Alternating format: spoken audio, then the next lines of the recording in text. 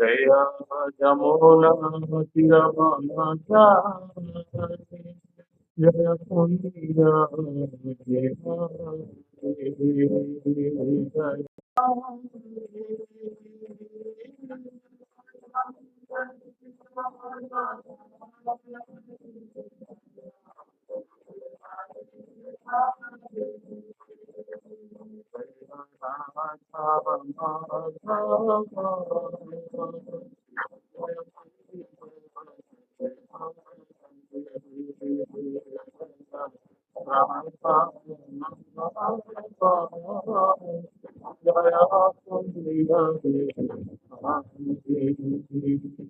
Hare Krishna, Krishna Krishna Krishna, Hare Ram, Ram Ram, Hare Krishna,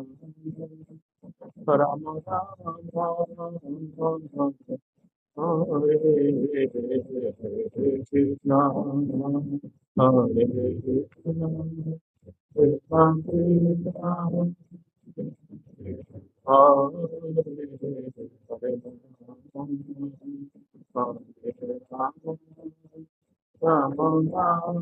Hare Krishna, Krishna Krishna, Hare Rama, Hare Rama, Rama Rama, Hare Hare Krishna, Hare Krishna, Krishna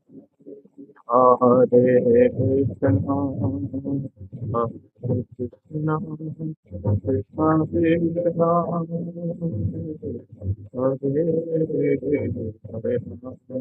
Hare Hare Hare Rama,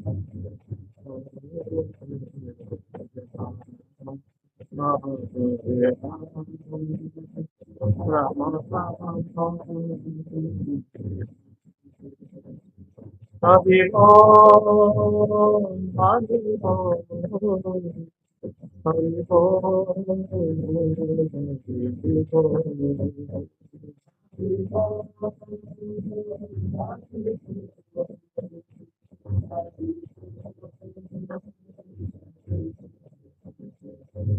Prabhupada, Prabhupada,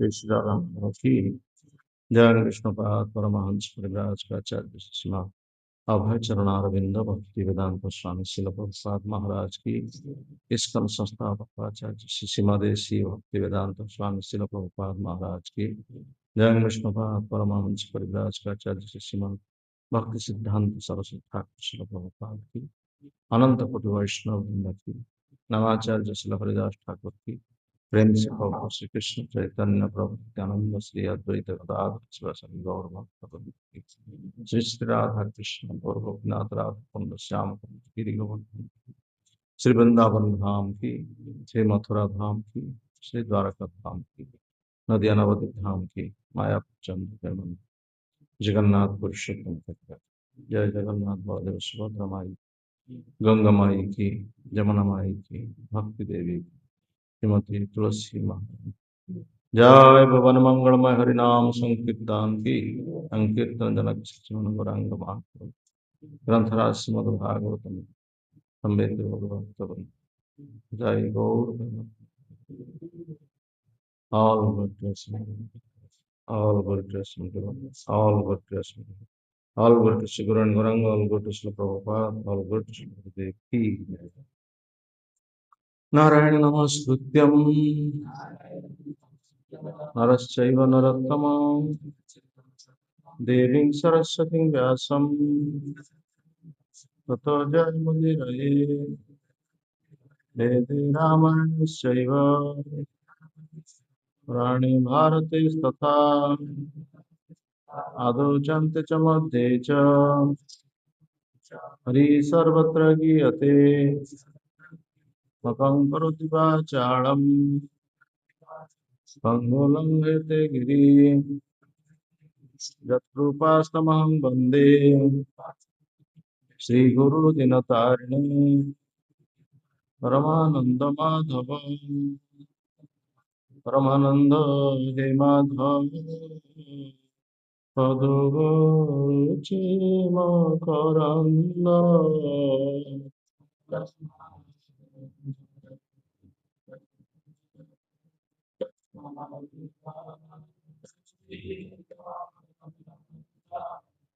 Semakaranda Panakare Anande Bola Hari Hari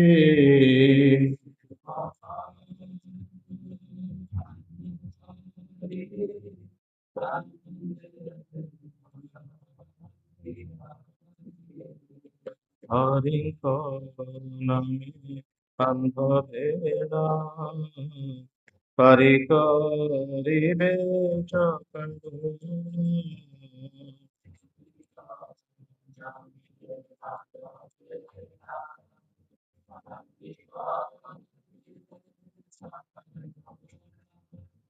Secha Kardolam Poyori Manamo Niram Tare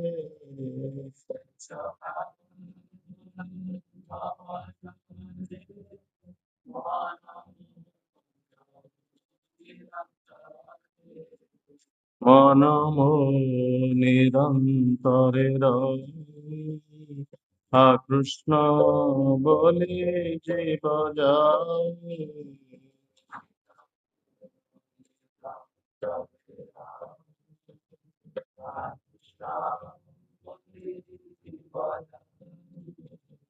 Ha Krishna Bole Jai Jiva Mote Harada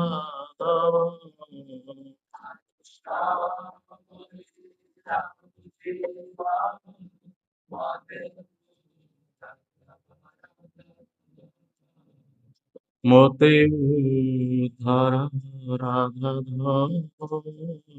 Mote Dhara Radha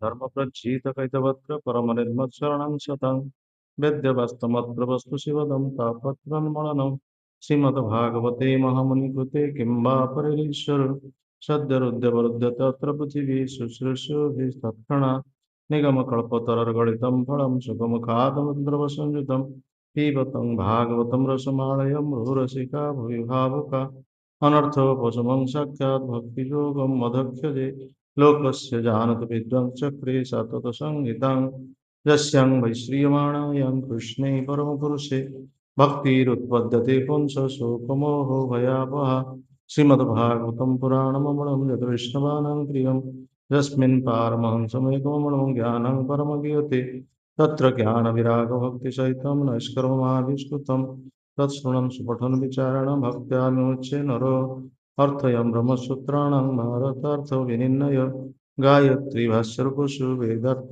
परिगृहीत सर्ववेदेतिहासारं सारं सारं समुद्धृतं सर्ववेदान्तसारं हि श्रीमद्भागवतमेष्यते तद्रसां ततृप्तस्य नान्यत्रस्य दुरति क्वचित् कृष्णभक्तिरसस्वरूपम् श्रीभागवत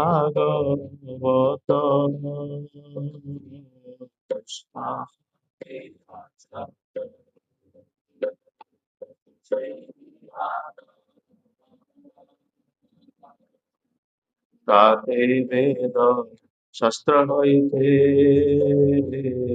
परममहत्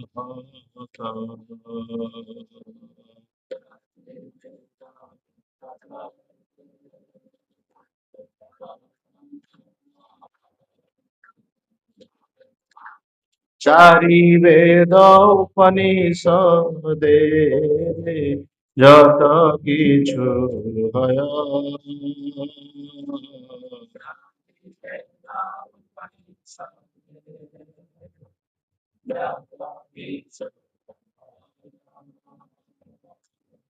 তার অর্থ লয়া ব্যাস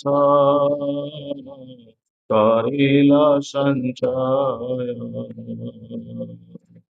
তার অর্থ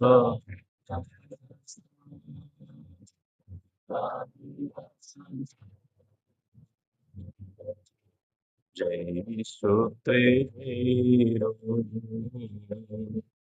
বিষয়বচনাদে সূত্রে জৈরো বিষয়বচনা ভাগবতে জৈরো লোকানি বন্ধন ভাগবতে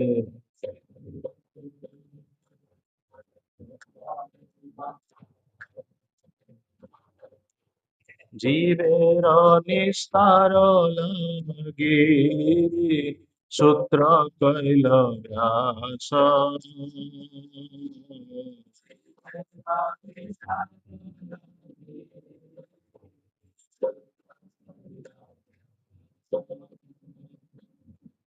মায়াবাদী ভাষ্য শুনলে হয় সর্বনাশ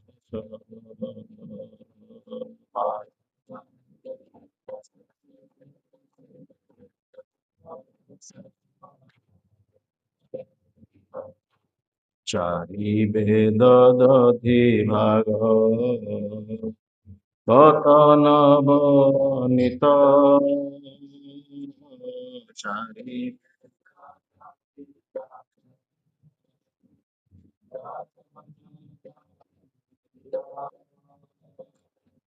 অখিলে না সুখ খাই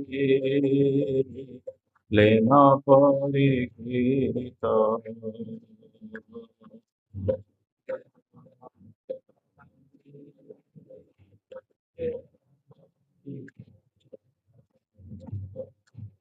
কৃষ্ণ তুল্য ভাগবত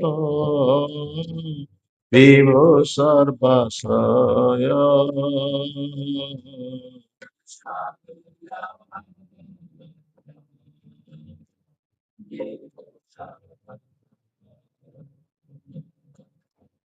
প্রতি শ্লোকে প্রতি অক্ষরে নানা অর্থ প্রতি শ্লোকে প্রতি অক্ষরে নানা অর্থ ভাগবত তুলসী গায় ভক্ত জনে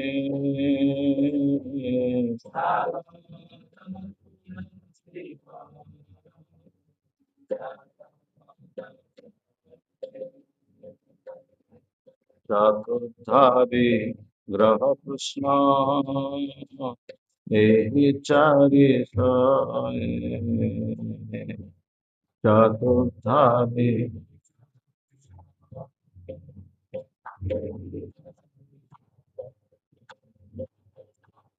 মায়া মুগ্ধ জীবের নাহি कृष्ण स्मृति ज्ञान मोधा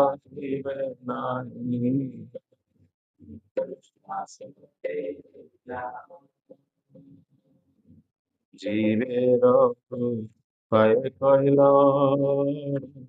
कृष्ण वेद पुराण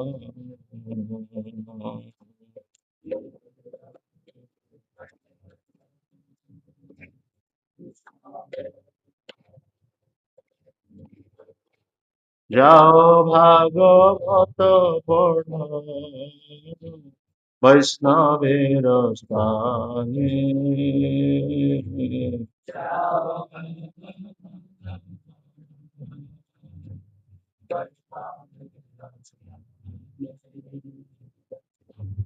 एकांत आश्रय कर चैतन्याचरणे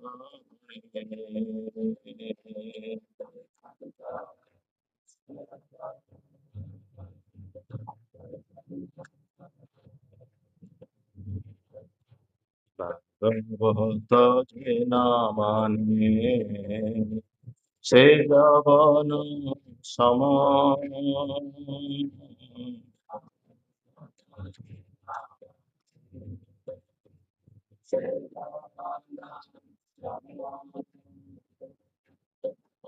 शास्त्र अच्छे जन्मे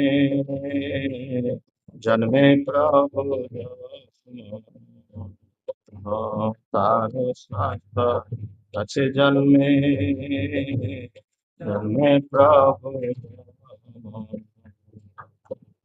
हरे कृष्ण कृष्ण कृष्ण हरे हरे हरे राम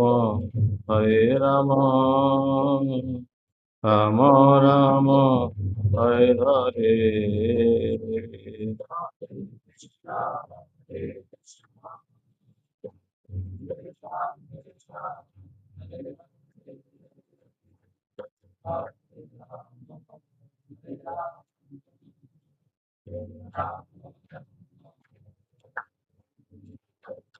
ओम नमो भगवते वासुदेवाय ओम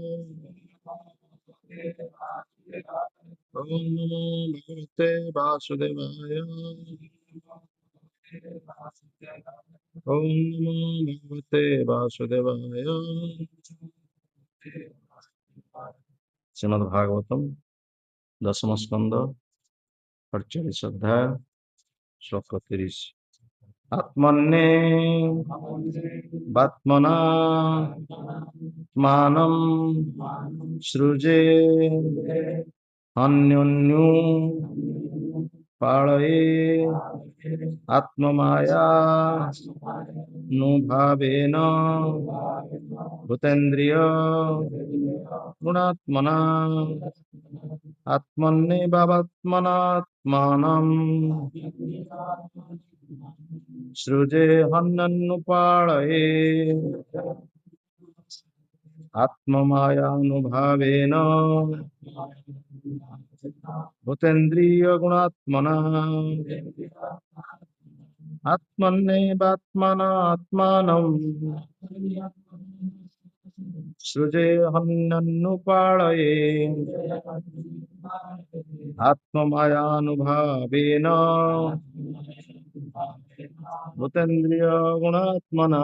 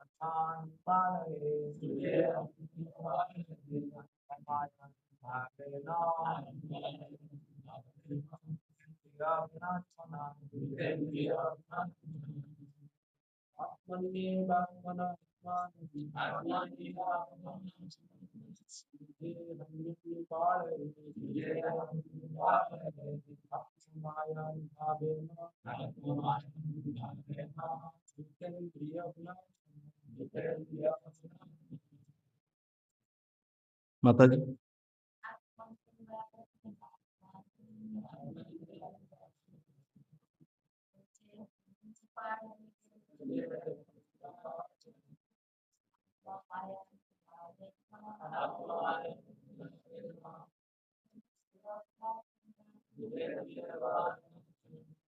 शब्दानुवाद आत्मनि निज मध्य एव वास्तविक आत्मना निज द्वारा आत्मान निजे सृजे मो सृष्टि करे अन्मी मो नाश करे अनुपालय मो पालन करे आत्म मो निजर माया माया शक्तिर अनुभावेन बल द्वारा भूत जड़ उपादान समूह इंद्रिय इंद्रिय समूह गुण एवं प्रकृतिर गुण समूह आत्मना अंतर्भुक्त।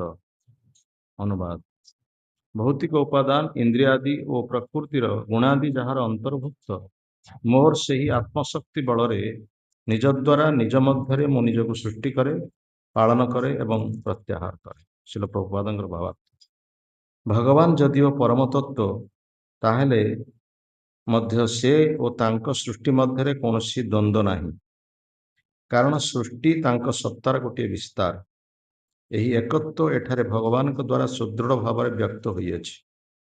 आत्मन्नेवात्मना आत्मानं सृजे हनुपालये आत्ममायानुभावेन भूतेन्द्रिय गुणात्मना भौतिक उपादान इंद्रियादि और प्रकृति गुणादि जहार अंतर्भुक्त मोर से ही आत्मशक्ति बल निज द्वारा निज मध्य मु निजक सृष्टि करे पालन करे एवं प्रत्याहार करे। तो श्रीमद् भागवतम दशम स्कंद जहाँकि भगवान मुखारविंद बोली कहुच्छी कारण दशम स्कंदरे भगवान दिव्य लीला चरित वर्णना करा आविर्भाव ठारू बाल्य लीला पौगंड लीला कैशोर लीला इत्यादि ये समस्त लीला वर्णन करा कारण परीक्षित महाराज अनुरोध क्रमे सुखदेव गोस्वामी दशम स्कंदरे भगवान दिव्य आविर्भाव चरित वर्णना कर कारण परीक्षित महाराज आयुष मात्र 7 दिन था 7 दिन भितर प्रथम स्कंदर नवम स्कंद पर्यंत से भगवान अवतार एवं विभिन्न लोक लोकांतर कथा नाम तत्व भक्त मान लीला चरित राजा महाराज चरित इत्यादि सब वर्णना करने पर परीक्षित महाराज जिज्ञासा थिला जे मु जहांक कृपारु आज सुरक्षित हो अच्छी वर्तमान बंची तांको विषय मुझे जानापी चाहूँगी अंततः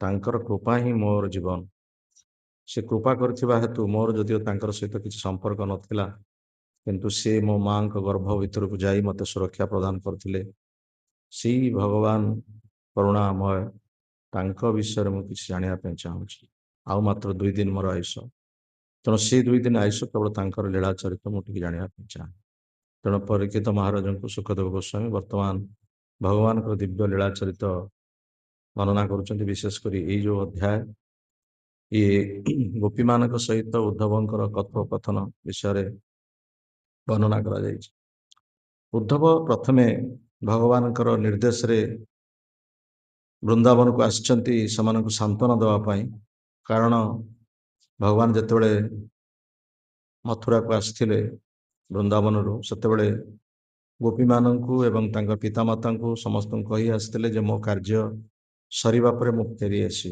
किंतु तांकर कथा को से रक्षा करि पारना एवं से कथा को रक्षा कर न पारिथिबा हेतु से सब चिंता करुचंती जे केवली भाव रे तांको गोपी मानू विशेष कर नंद महाराज यशोदा माता को सांत्वना देवा पई मते जीवा पई पड़ियो बा तांको वार्ता पठिया मु तो जाई पारु नाही मते तांको निमित्त तांको पई किछि वार्ता पठिया पई पड़ियो किछि सांत्वना सूचक वाणी तांको पाखु पठिया पई पड़ियो जो द्वारा से माने किछि समय पई से माने सांत्वना प्राप्त हेबे से स्थिर कर उद्धव द्वारा से ତାଙ୍କର ପିତା ଏବଂ ମାତାଙ୍କ ନିକଟକୁ ଯିବେ ଏବଂ ତାଙ୍କ ସମ୍ପର୍କରେ କିଛି କହିବେ ଏବଂ ତାପରେ ଗୋପୀମାନଙ୍କ ପାଖକୁ ଯାଇ କିଛି ବାର୍ତ୍ତା ମଧ୍ୟ ପ୍ରଦାନ କରିବେ। ପ୍ରକୃତ ପକ୍ଷେ ଦୁଇଟି କଥା ଥିଲା ତାଙ୍କର ଭଗବାନ କୃଷ୍ଣଙ୍କର। ଏକରେ ସାନ୍ତ୍ୱନା ବାଣୀ ପ୍ରଦାନ କରିବା, ଦ୍ୱିତୀୟରେ ହେଉଛି ଉଦ୍ଧବଙ୍କର ଥିଲା ଯିଏକି ନିଜ ଭିତରେ ତାଙ୍କର ଜ୍ଞାନ ଯେ ମୁଁ ଜଣେ ଜ୍ଞାନୀ, ଆଉ ସେ ଜ୍ଞାନ ଗର୍ଭଟାକୁ ଭାଙ୍ଗିବାର ଉଦ୍ଦେଶ୍ୟ ମଧ୍ୟ ଭଗବାନଙ୍କର ଥିଲା। ଭଗବାନଙ୍କର ଭକ୍ତମାନଙ୍କର ମଧ୍ୟ ବେଳେବେଳେ ଗର୍ବ ଆସିଥାଏ। ଯଦିଓ ଭକ୍ତର କେବେ ଗର୍ବ ଆସିବା କଥା ନୁହଁ, କିନ୍ତୁ ସମୟ ସମୟରେ ମଧ୍ୟ ଗର୍ବ ଆସିଥାଏ ଏବଂ ସେ ଗର୍ଭକୁ ଖର୍ବ କରିବା ପାଇଁ ଭଗବାନ ଏହି ପ୍ରକାର ବ୍ୟବସ୍ଥା କରିଥାନ୍ତି। ସେଇ ଉଦ୍ଧବ ଯିଏକି ଭଗବାନଙ୍କ ନିର୍ଦ୍ଦେଶରେ ସେ ବଦ୍ରିକା ଆଶ୍ରମକୁ ଯାଇକି ଭଗବାନଙ୍କର ବାଣୀ ପ୍ରଚାର କରିଛନ୍ତି, କିନ୍ତୁ ପ୍ରାଥମିକ ସ୍ତରରେ ଉଦ୍ଧବଙ୍କର ଥିଲା ଏଇ ଜ୍ଞାନ ଗର୍ବ ଥିଲା ତାଙ୍କର। ତେଣୁ ଜ୍ଞାନ ମିଶ୍ରା ଭକ୍ତି ତାଙ୍କର ଥିଲା, ଭକ୍ତିଟା ଶୁଦ୍ଧ ଭକ୍ତି ନଥିଲା, ଯୋଉଥିପାଇଁ ସେ ଶୁଦ୍ଧ ଭକ୍ତି ଲାଭ କରିବା ପାଇଁ ସେ ଗୋପୀମାନଙ୍କ ପାଖକୁ ଯାଆନ୍ତୁ, ତାଙ୍କ ପିତାମାତାଙ୍କ ପାଖକୁ ଯାଆନ୍ତୁ, ଶୁଦ୍ଧ ଭକ୍ତିଟା କ'ଣ ସେ ବିଷୟରେ ସେ ଶିକ୍ଷା କରିବେ। ସେଥିପାଇଁ ଉଦ୍ଧବଙ୍କୁ ଭଗବାନ ପଠେଇଥିଲେ ନନ୍ଦ ମହାରାଜ ଯଶୋଦାଙ୍କ ପାଖକୁ ଏବଂ ଗୋପୀମାନଙ୍କ ପାଖକୁ। ପ୍ରଥମେ ତ ନନ୍ଦ ମହାରାଜଙ୍କ ପାଖକୁ ଆସିଛନ୍ତି ଏବଂ ନନ୍ଦ ମହାରାଜ ଉଦ୍ଧବଙ୍କୁ ଦେଖିକି ସେ ଭାବିଛନ୍ତି ଯେ କୃଷ୍ଣ ଆସିକି ପହଞ୍ଚିଲେ, କାରଣ କୃଷ୍ଣଙ୍କ ସହିତ ଉଦ୍ଧବଙ୍କର ସାମଞ୍ଜସ୍ୟ ଅଛି, ଶରୀର ସାମଞ୍ଜସ୍ୟ। ଉଦ୍ଧବ ଦେଖିବା ପାଇଁ ଠିକ୍ କୃଷ୍ଣଙ୍କ ସଦୃଶ ଏବଂ ବସନ ମଧ୍ୟ ଏକା ପ୍ରକାର, ଅଳଙ୍କାର ସବୁ ଏକା ପ୍ରକାର, କେବଳ ଗୋଟିଏ ମାତ୍ର ପାର୍ଥକ୍ୟ ମୟୂର ଚୂଳ। ଭଗବାନ କୃଷ୍ଣ ମସ୍ତକରେ ମୟୂର ଚୂଳ ପରିଧାନ କରନ୍ତି, କିନ୍ତୁ ଉଦ୍ଧବଙ୍କ ମସ୍ତକରେ ମୟୂର ଚୂଳ ନାହିଁ। ତେଣୁ ସେ ଜାଣିପାରିଲେ ଯେ କୃଷ୍ଣଙ୍କର ଇଏ ହେଉଛି ଜଣେ ବନ୍ଧୁ। ତେଣୁ ଉଦ୍ଧବଙ୍କୁ ସବୁ ପ୍ରକାରେ ତାଙ୍କୁ ସ୍ୱାଗତ ସମ୍ବର୍ଦ୍ଧନା ଜଣାଇ ତାଙ୍କୁ ଆସନ ପ୍ରଦାନ କରି ନନ୍ଦ ମହାରାଜ ତାଙ୍କୁ ଜିଜ୍ଞାସା କରୁଛନ୍ତି ଯେ ମଥୁରାର କ'ଣ କି ବାର୍ତ୍ତା ଆମକୁ କୁହ। ପ୍ରତ୍ୟକ୍ଷ ଭାବରେ ସେ କୃଷ୍ଣଙ୍କ କଥା ଜାଣିବା ପାଇଁ ଯଦିଓ ଉଦ୍ଗ୍ରୀବ, କିନ୍ତୁ ଅନ୍ୟାନ୍ୟ କଥା କହିବା ପ୍ରସଙ୍ଗରେ ସେ କୃଷ୍ଣ ବାର୍ତ୍ତା ପଚାରୁଛନ୍ତି ଯେ କୃଷ୍ଣ କ'ଣ ମୋତେ ମନେ ପକାଉନାହିଁ, କୃଷ୍ଣ କ'ଣ ଆମକୁ ଭୁଲିଗଲା, କହିଥିଲା ଆସିବ ବୋଲି କିନ୍ତୁ କାହିଁକି ଆସୁନାହିଁ। ଯଶୋଦା ମା ଭୂମିରେ ଶୟନ କରିଛନ୍ତି, ଘରେ ରୋଷେଇ ନାହିଁ, ଉପବାସ କୃଷ୍ଣ ଯିବାଠାରୁ ସମସ୍ତ ପରିବାର ସମସ୍ତେ ଉପବାସ କରିଛନ୍ତି, କେହି ଖାଉନାହାନ୍ତି, କିଛି ଖାଉନାହାନ୍ତି। ଆଉ ଚକ୍ଷୁର ଧାର ସବୁବେଳେ, ଅଶ୍ରୁ ଧାର ସବୁବେଳେ ବହୁଛି କୃଷ୍ଣଙ୍କ ବିରହରେ।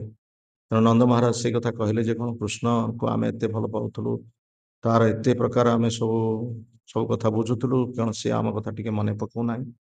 ଏଇଭଳି କହିବା ସମୟରେ ଉଦ୍ଧବ ତାଙ୍କୁ ନନ୍ଦ ମହାରାଜଙ୍କୁ କହିଛନ୍ତି ଯେ ପ୍ରକୃତ ପକ୍ଷେ ଆପଣମାନେ କୃଷ୍ଣଙ୍କୁ ଆପଣ ନିଜ ପୁଅ ବୋଲି ଭାବୁଛନ୍ତି, ପ୍ରକୃତରେ କୃଷ୍ଣ କ'ଣ ଆପଣଙ୍କ ପୁଅ? ସିଏ ତ ସମଗ୍ର ବିଶ୍ୱର ନିୟନ୍ତା, ସିଏ ହେଉଛନ୍ତି ଭଗବାନ, ଭଗବାନ ସର୍ବବ୍ୟାପୀ, ସିଏ ସବୁଠାରେ ଅଛନ୍ତି। ତାଙ୍କୁ କୌଣସି ସ୍ଥାନ ଭିତରେ ସୀମାବଦ୍ଧ କରିବା ଉଚିତ ନୁହେଁ। ତେଣୁ ଆପଣ କାହିଁକି ତାଙ୍କ ପାଇଁ ଦୁଃଖ ପ୍ରକାଶ କରୁଛନ୍ତି? ବରଂ ଆପଣ ଗର୍ବ କରିବା କଥା ଯେ କୃଷ୍ଣଙ୍କୁ ଆପଣ ପୁତ୍ର ରୂପରେ ପାଇଛନ୍ତି, ଭଗବାନଙ୍କୁ ଆପଣ ପୁତ୍ର ରୂପରେ ପାଇଛନ୍ତି। ତେଣୁ ଆପଣ ଗର୍ବ କରିବା କଥା, ଆପଣ ମନ ଆନନ୍ଦିତ ହେବା କଥା। ଆମେ ପ୍ରକୃତ ପକ୍ଷେ ଆପଣଙ୍କ ପାଇଁ ଆମେ ଗୌରବାନ୍ୱିତ ହେଉଛୁ ଯେ ଆପଣ ସେଭଳି ଏକ ପୁତ୍ରକୁ ଜନ୍ମ ଦେଇଛନ୍ତି ବା ସେଭଳି ପୁତ୍ରକୁ ଲାଳନ ପାଳନ କରିଛନ୍ତି। ଆମେ ଅତି ଆନନ୍ଦିତ ହେଉଛୁ। ଆପଣ କାହିଁକି ଦୁଃଖ ପ୍ରକାଶ କରୁଛନ୍ତି? ଆପଣ ଖୁସି ହେବା କଥା ଯେ ଆପଣ ଏଭଳି ଏକ ପୁତ୍ରକୁ ଜନ୍ମ ଦେଇଛନ୍ତି। ଏଇଭଳି ଭାବରେ ଉଦ୍ଧବ ସାନ୍ତ୍ୱନା ଦେବା ପାଇଁ ନନ୍ଦଙ୍କୁ ଚାହୁଁଛନ୍ତି, କିନ୍ତୁ ନନ୍ଦ ତାଙ୍କୁ ଏଭଳି ଭାବରେ ତାର ପ୍ରତ୍ୟୁତ୍ତର ପ୍ରଦାନ କଲେ ଯୋଉଥିରେ କି ଉଦ୍ଧବ ଆଉ କିଛି କହିବା ପାଇଁ ଆଉ ବାର୍ତ୍ତା କିଛି ତାଙ୍କର ନଥିଲା।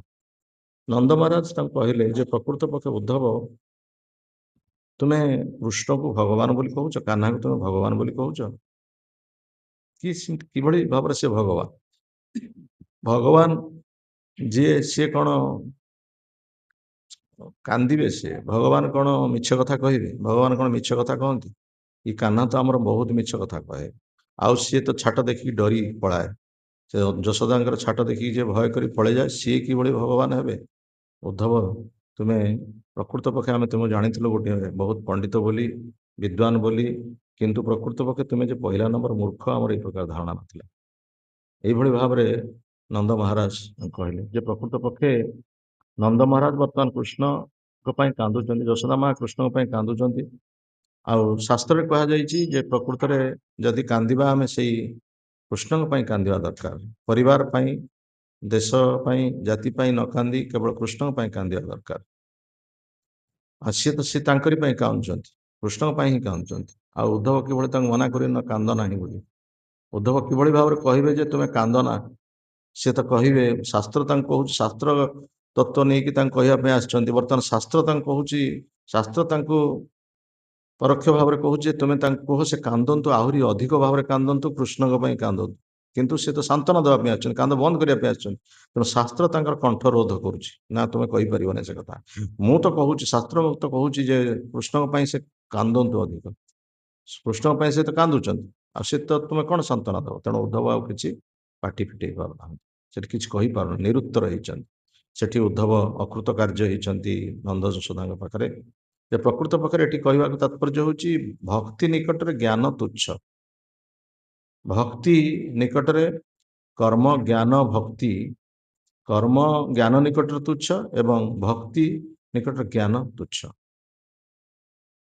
ब्रह्मा जो ब्रह्मा विमोहन होती ब्रह्मा जो जापार जे कृष्ण ठार प्रकाश होती सुगोपाल बालक गाभी वत्सा जो देखुं जोग शक्ति बल से सी भगवान उद्देश्य ये कथाटी कहते जे निजर ज्ञान द्वारा निजर मेधा द्वारा निजर पांडित्य द्वारा आम कृष्ण को जापर ना ज्ञाने प्रयास्य उदपास्य नमंत एव जीवंती सम्मुखरता भवदीय वार्ता स्थाने स्थिता श्रुतिगतां तनुभां मनोभि ते प्रायेषु अपि अजीत जीत स्तैस्त्रिलोक्यां मु जो ज्ञानी बोली भावुली मत जो वेद ज्ञान भगवान देइचंदी मते मु वेदपति चतुर्मुख ब्रह्मा चारि मुखरे मु वेद तत्व प्रचार करुच्ची वेद कहूँ से ज्ञान मत भगवान देते कि से ज्ञान बल मुझे जानापी प्रयास कली किंतु ज्ञान प्रयास फल ज्ञान द्वारा जड़े भगवान केवल जापर ना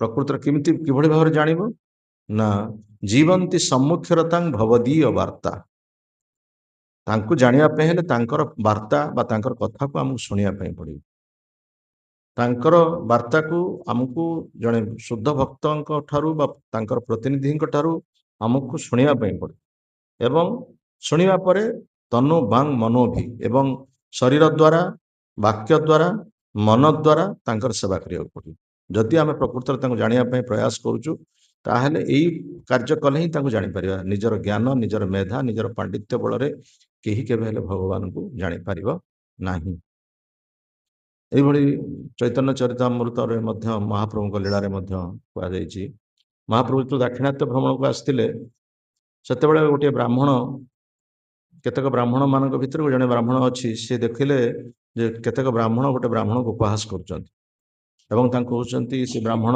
बेचारा कांदी पकाउछ आखिर लुह झरी पकाउछ एमाने फटा कर उपहास कर मूर्ख बोली कहते अज्ञानी बोली कहते तेणु सी बेचारा मन दुख कर महाप्रभु जाकि पचारे से ब्राह्मण को पचारे कहले तुम्हें कांच कहीं ना आज्ञा मु तो मूर्ख लोक मु तो शास्त्र ज्ञान किसी जाने ना से सब उपहास कर कांदुनी कहीं कांदुच कौन पे कांदुच से तुम उपहास कर तुम्हें कौन पे कांदुच तुम्हें कहूँ मुझे कांदुनी आ कौन पे कांदुच ना मु कांदुचे एथिपाई मुझे भगवद गीतार पुस्तकर प्रथम मलाटी को देखुची से देखुची जे भगवान कृष्ण अर्जुन रथ रे सारथी होती अर्जुन रथ रे सारथी भाव में सी कृष्ण जे पार्थ सारथी रूप में अर्जुन रथ को सी गाइड कर अर्जुन रथ को संचालन कर जे भगवान समस्त सृष्टि जे मालिक जहाँ किसी असंभव नुहे सी आज भक्त सारथी होती भक्तर सेवा करने केते व्याकुल यही कथा को जो मुझे चिंता कर आखिर धार धार बाहर आसूँ भगवान केते करुणा भक्तों हाँ भक्त कि कार्य से कर जो भक्त भगवान किसी असंभव कार्य नुह किंतु भक्तर सेवा करने केते आग्रह तांकर से कथा को जो मुझे चिंता कर आखिर धार धार लुह बाहरी आठू भगवान कहले तुम्हें प्रकृत पक्षे ज्ञानी से तुमको थटा कर प्रकृत पक्षे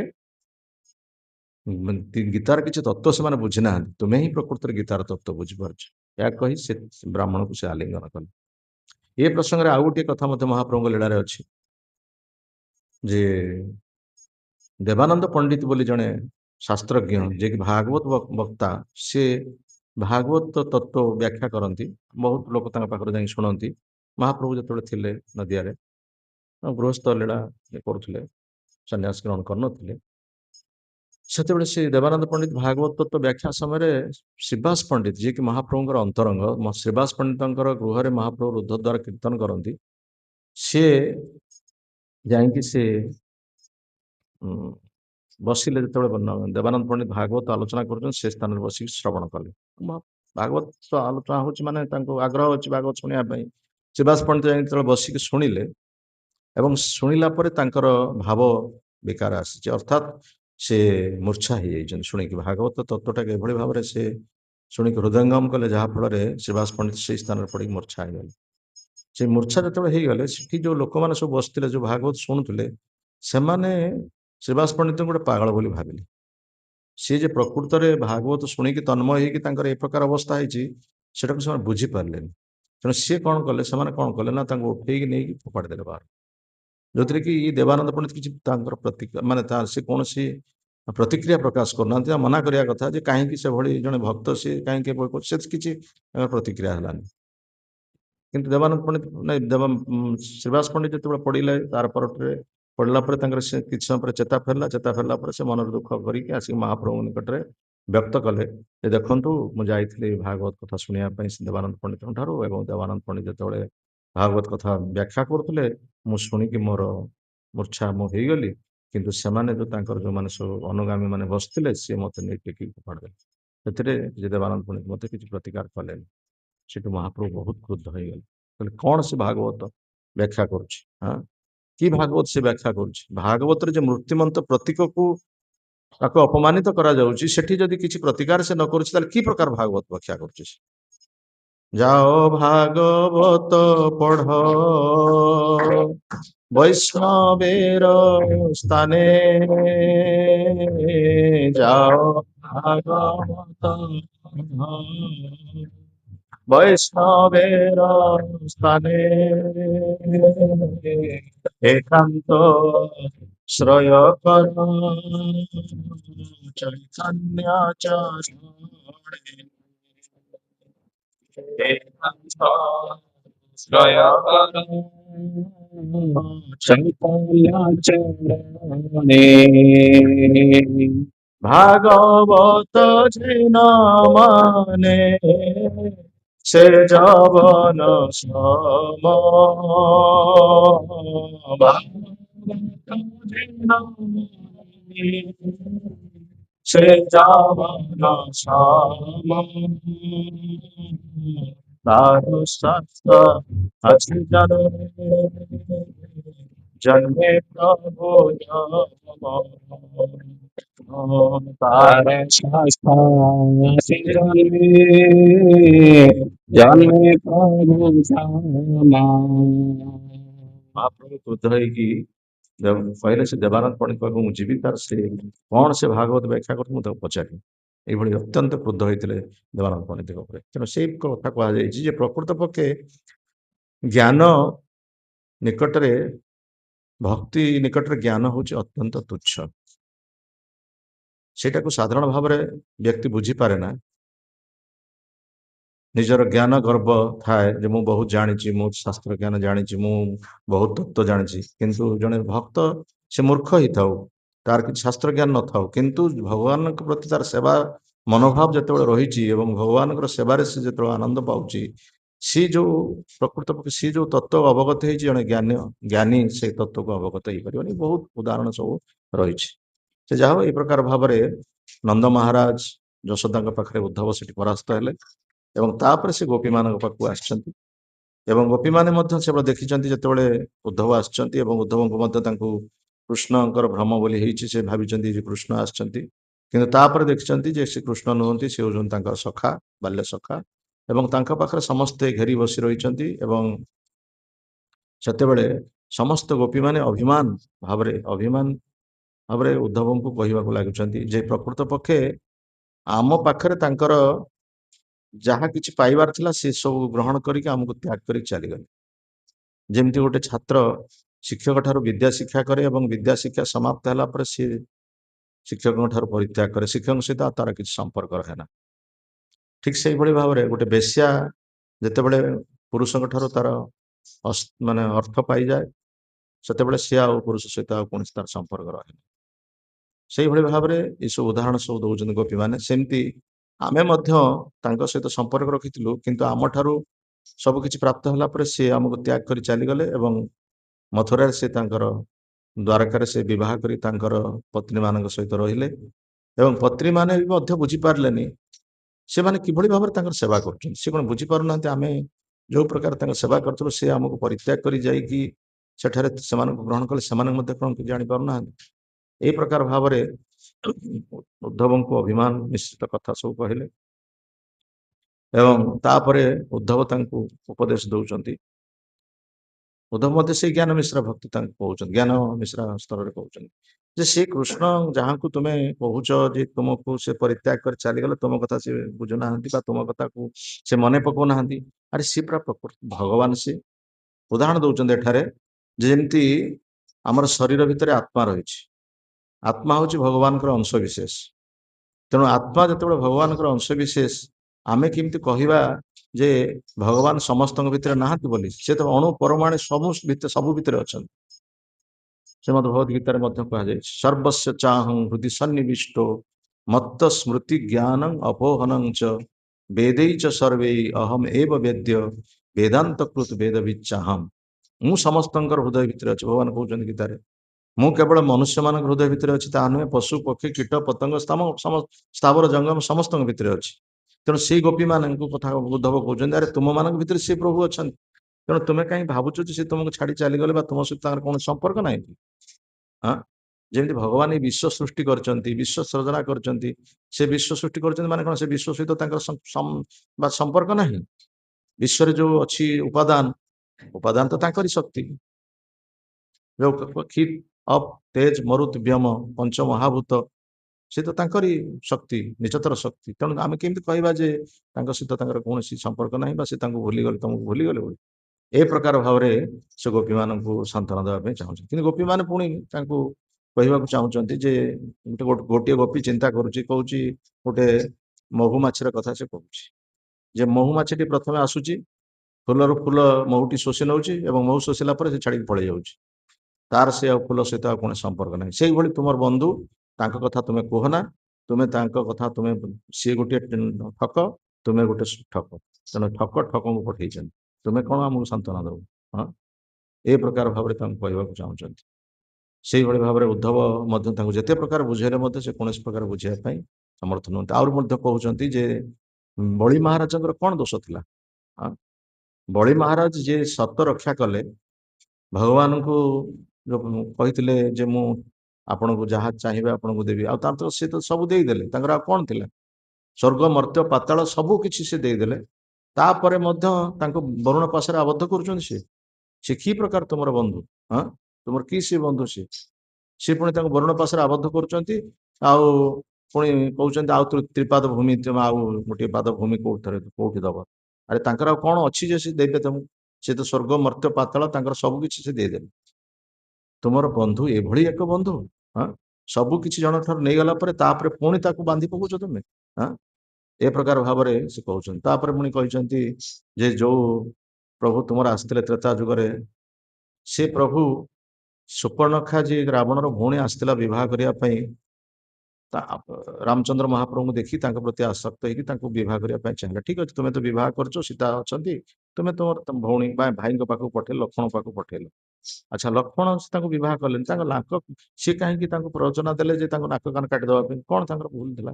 ଯଦି ସେ ତୁମକୁ ବିବାହ ନ କରି ତାଙ୍କୁ ଫେରେଇ ଦେଇଥାନ୍ତେ, ତାଙ୍କ ନାକ କାନ କାଟି କାହିଁକି ପକେଇଲ? ହଁ, ଇ କି ପ୍ରକାର କଥା? କି ପ୍ରକାର ତମର ପ୍ରଭୁ? କି ପ୍ରକାର ନ୍ୟାୟ ସେ କଲେ? ହଁ, ଗୋଟେ ଅବିବାହିତ ତରୁଣୀର ତା ନାକ କାନ କାଟି ପକେଇ ତାକୁ କୁରୂପ କରିଦେଲେ, କି ପ୍ରକାର କଥା? ତୃତୀୟରେ କହୁଛନ୍ତି ବାଳି ଏତେ ଶକ୍ତିଶାଳୀ ସେ ବୀର, ଯଦି ତାଙ୍କ ସହିତ ଯୁଦ୍ଧ କରିବାର ଅଛି ତୁମେ ତାଙ୍କ ସହିତ ତାଙ୍କ ସମ୍ମୁଖରେ ଯୁଦ୍ଧ କରିଚାନ୍ତ। ହଁ, ବାଳି ସୁଗ୍ରୀବ ଦୁଇ ଭାଇ ଭିତରେ ଯୁଦ୍ଧ ହଉଛି, ତୁମେ ପଛପଟୁ ତୀର ମାରିଦେଲ, ବାଳିକି ମାରିଦେଲ। ତୁମେ କି ପ୍ରକାର ତୁମର ବୀରତ୍ୱ ଆମେ ଜାଣିବା। ତୁମର ବନ୍ଧୁ କି ପ୍ରକାର ବନ୍ଧୁ? ଆମକୁ ସାନ୍ତ୍ୱନା ଦେବା ପାଇଁ ତୁମେ ଆସିଛ? ଯେ ପ୍ରକୃତ ପକ୍ଷେ ଭଗବାନ ସମସ୍ତଙ୍କ ନିକଟରେ ନିଜର ସବୁ କିଛି ଐଶ୍ୱର୍ଯ୍ୟ ପ୍ରଦର୍ଶନ କରିକି ତାଙ୍କୁ ପରାଜିତ କରିପାରିବେ, କିନ୍ତୁ ଭକ୍ତ ପାଖରେ ଭଗବାନ କୌଣସି ପ୍ରକାର ତାଙ୍କର କିଛି କାମ କରିପାରିବେନି। ଭକ୍ତ ପାଖରେ ଭଗବାନ ହାରିଯାଆନ୍ତି। ସେଥିପାଇଁ ଭାଗବତରେ ମଧ୍ୟ କୁହାଯାଇଛି, ବିଭିନ୍ନ ଶାସ୍ତ୍ରରେ କୁହାଯାଇଛି ଯେ ଭକ୍ତ ପାଖରେ ଭଗବାନ ହାରିଯାଆନ୍ତି। ଅହଂ ଭକ୍ତ ପରାଧୀନ ଅସ୍ୱତନ୍ତ୍ର ଇବ ଦ୍ୱିଜୋତ୍ତମ ସାଧୁର ବିଗ୍ରସ୍ତେ ହୃଦୟ ଭକ୍ତେର ଭକ୍ତ ଜନପ୍ରିୟ। ମୁଁ ହଉଛି ସେ ଭକ୍ତର ଅଧୀନ।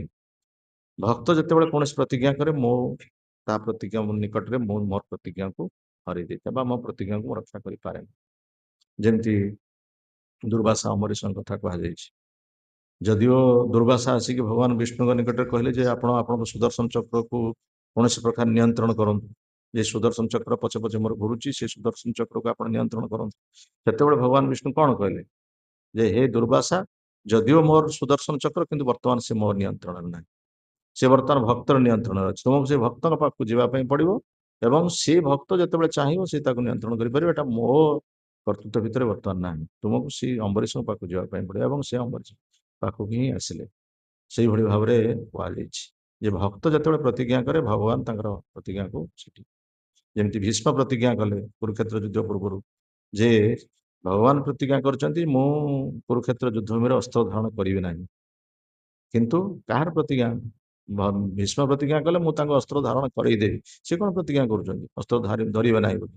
ସେ ତାଙ୍କର ସେଇ ଭକ୍ତକୁ ରକ୍ଷା କରିବା ପାଇଁ, ସେଇ ଭକ୍ତକୁ ରକ୍ଷା କରିବା ପାଇଁ ତାଙ୍କୁ ଅସ୍ତ୍ର ଧରିବା ପାଇଁ ପଡିବ। ତାଙ୍କୁ ଏଭଳି ମୁଁ ସ୍ୱର ଆଘାତ କରିବି ତାଙ୍କର ସେ ଭକ୍ତଙ୍କୁ, ବାଧ୍ୟ ହେଇକି ଅସ୍ତ୍ର ଧାରଣ କରିବେ। ସେ ଅସ୍ତ୍ର କଣ ଧାରଣ କରିବେନି?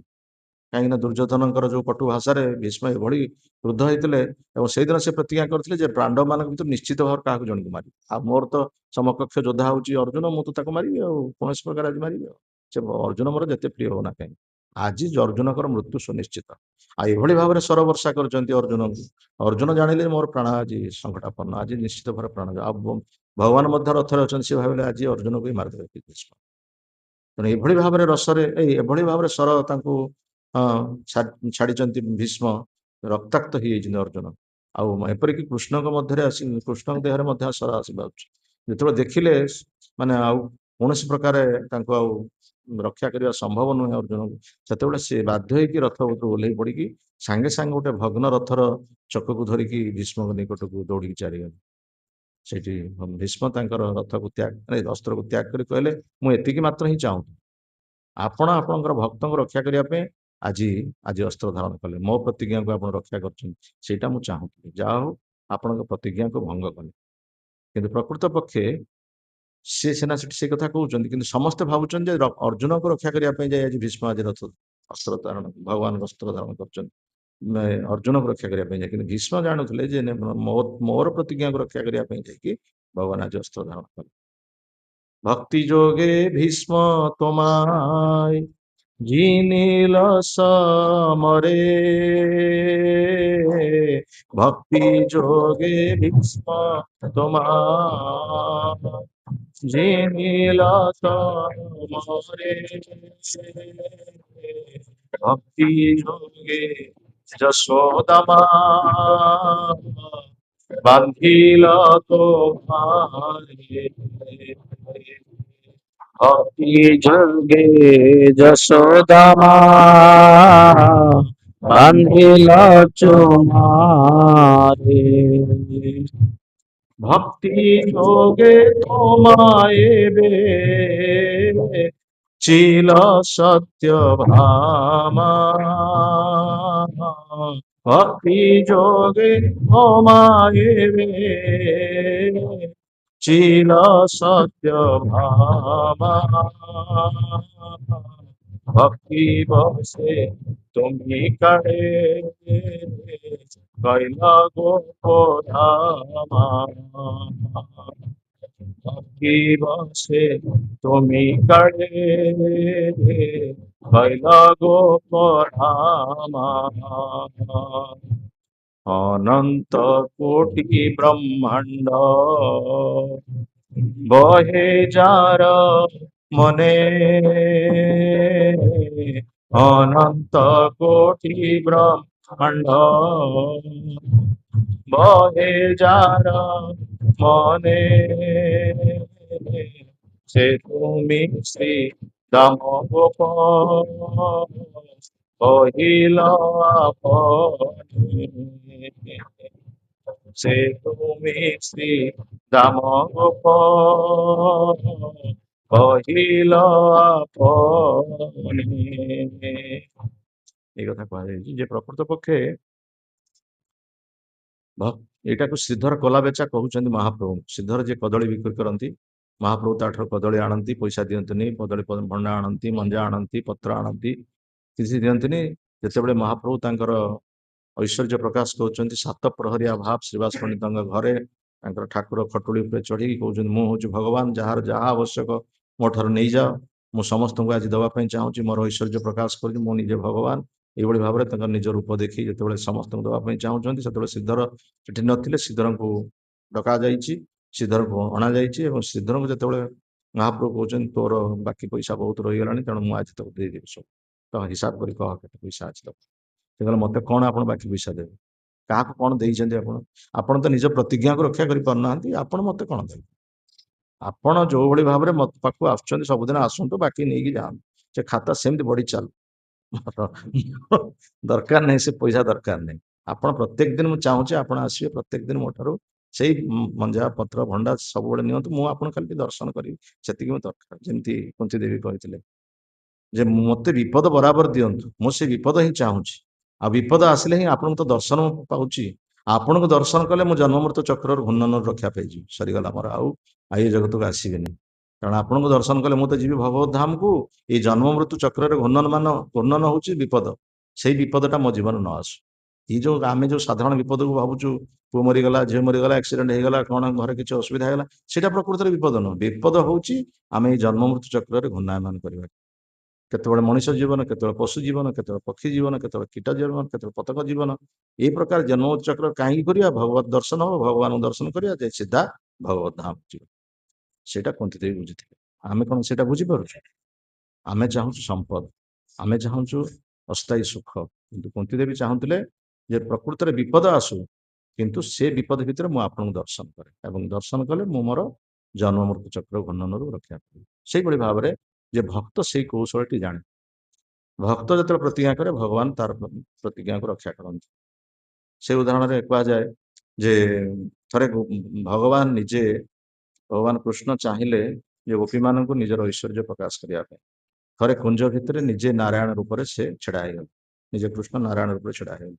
ତେଣୁ ଗୋପୀମାନେ ଯେତେବେଳେ ଦେଖିଲେ ତାଙ୍କୁ, ଦେଖିଲା ପରେ ସେ ତାଙ୍କୁ ଖାଲି ହାତ ଯୋଡ଼ିକି ପ୍ରଣାମ କରି କରି ଓಂ ନମ ନାରାୟଣ ଏଠି ଖାଲି କହିଦେଲେ, ତାପରେ ତାଙ୍କୁ ଚାଲିଗଲେ। କୃଷ୍ଣଙ୍କ ସହିତ ତାଙ୍କର ଯୋଉ ଆନ୍ତରିକତା, କୃଷ୍ଣଙ୍କ ସହିତ ତାଙ୍କର ଯୋଉ ସ୍ନେହ, କୃଷ୍ଣଙ୍କ ସହିତ ତାଙ୍କ ଭିତରେ ଯୋଉ କଥାବାର୍ତ୍ତା, ସେ ବିଷୟ ଆଉ କିଛି ନାହିଁ, ଖାଲି କେବଳ ହାତ ଯୋଡ଼ି ପ୍ରଣାମ କରି ଚାଲିଗଲେ। କିନ୍ତୁ ଯେତେବେଳେ ରାଧାରାଣୀ ଆସିକି ପହଞ୍ଚିଲେ ସେଠି, ସିଏ ଆଉ ନାରାୟଣ ରୂପ ଆଉ ରଖିପାରିଲେନି, ସେ କୃଷ୍ଣ ରୂପ ହେଇଗଲେ। ସେଠି ମାନେ ତୁମେ ଠକିବ, ସମସ୍ତଙ୍କୁ ଠକିବ, କିନ୍ତୁ ଭକ୍ତ ନିକଟରେ ଠକି ପାରିବନି। ଯେମିତି ଜଗନ୍ନାଥଙ୍କର, ଜଗନ୍ନାଥଙ୍କୁ ଆମେ ଦେଖୁଛେ ଚକାଚକା ଆଖି, ସେ ଆମକୁ ଠକୁଛନ୍ତି ତାଙ୍କର ଏଇ ଚକାଚକା ଆଖି ଦେଖି, କିନ୍ତୁ ରାଧାରାଣୀ ପାଖରେ ଦେଖିପାରିବେ ସେ ରୂପ? ଚୈତନ୍ୟ ମହାପ୍ରଭୁ ଯେତେବେଳେ ଦେଖିଲେ, କୋଉ ରୂପରେ ଦେଖିଲେ ତାଙ୍କୁ?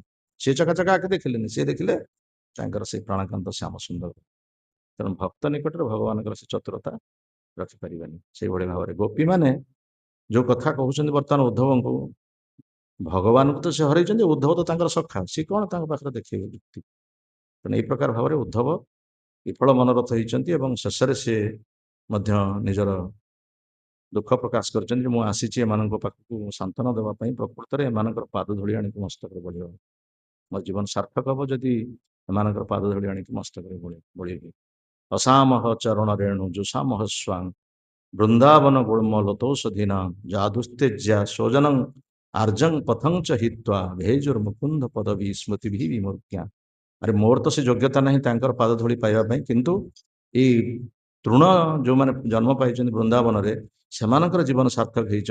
ଅନ୍ତତଃ ପକ୍ଷେ ସେଇ ତୃଣମାନେ ତାଙ୍କର ପାଦ ଧୂଳି ପାଉଛନ୍ତି, ମୁଁ ତ ପାଇପାରିବିନି, ମୁଁ ପାଇପାରିବିନି। ମୋ ଭିତରେ ଯୋଉ ଅଛି ଗର୍ବ, ଦମ୍ଭ, ଅଭିମାନ, ମୁଁ ତାଙ୍କର ପାଦ ଧୂଳି ପାଇବିନି। ଅନ୍ତତଃ ପକ୍ଷେ ମୁଁ ସେ ତୃଣ ଜନ୍ମ ଟିକେ ଯଦି ପାଏ, ସେ ତୃଣ ଜନ୍ମ ପାଇଲେ ତାଙ୍କର ପାଦ ଧୂଳି ପାଇବି, ନହେଲେ ଏଇଭଳି ଭାବରେ ମୁଁ ପାଦ ଧୂଳି ପାଇବି। ସେଇ କଥା ଉଦ୍ଧବ ପରବର୍ତ୍ତୀ ସମୟରେ କହିଛନ୍ତି। जय ग्रंथराज श्रीमद् भागवतम की, श्रील प्रभुपाद महाराज की, श्रील गुरुदेव की, समवेत गौर भक्त वृंद की, अनंत कोटि वैष्णव वृंद की, पिताई गौर प्रेमानंद। श्रील प्रभुपाद की जय। কার কিছু প্রশ্ন যদি আছে তো চাও।